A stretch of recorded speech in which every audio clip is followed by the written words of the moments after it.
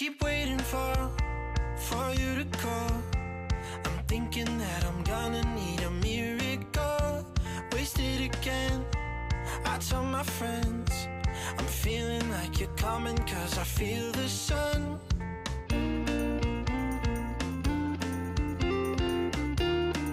Dahil nasa airport tayo ng Muscat, samantalahin na natin, makakapag-vlog tayo. Tagal natin hindi nakapag-vlog.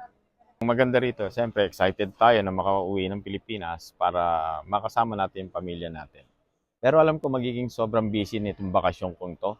Napakarami kong gustong gawin, napakarami kong gustong planuhin, and then especially yung ating pinagawang bahay, makikita na natin ng personal. Hindi naman ganun kalaki yung bahay. It's a very humble house lang naman para sa amin tatlo, and then it's a good things na magkaroon ka ng sariling bahay habang ikaw ay isang OFW.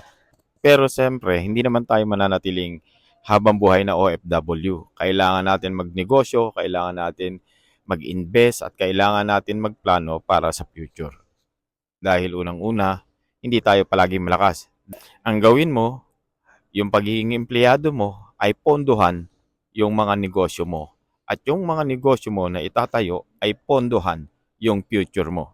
So, that's the best plan para sa mga OFW na magkaroon ng magandang buhay in the near future pagka hindi na sila OFW. At siyempre, promote ko na rin yung ating negosyo, yung ating Nami PH na Korean street food with side dishes. Ito yung ating negosyo na sinimula na a year back, no? So, nakaka 1 year na tayo, and then yung Mr. Donut natin, I think nakaka 2 years na.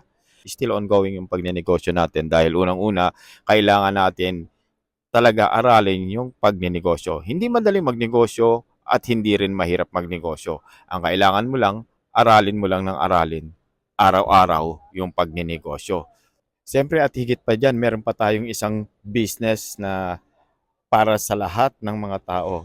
Dito, itong business na to, pwedeng gawin ng lahat at kahit sino pwede rito. Ito yung AYS, ang Up Your Servicio. Kaya kung ikaw ay may skills, may talent, at may pangarap ka sa buhay, pwede ka mag-join dito sa AYS. Gagawan ko to ng full vlog dahil unang-una gusto kong itong ipaalam sa mga tao.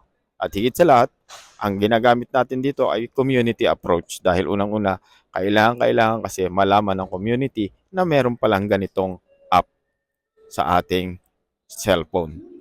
I keep waiting for you to call.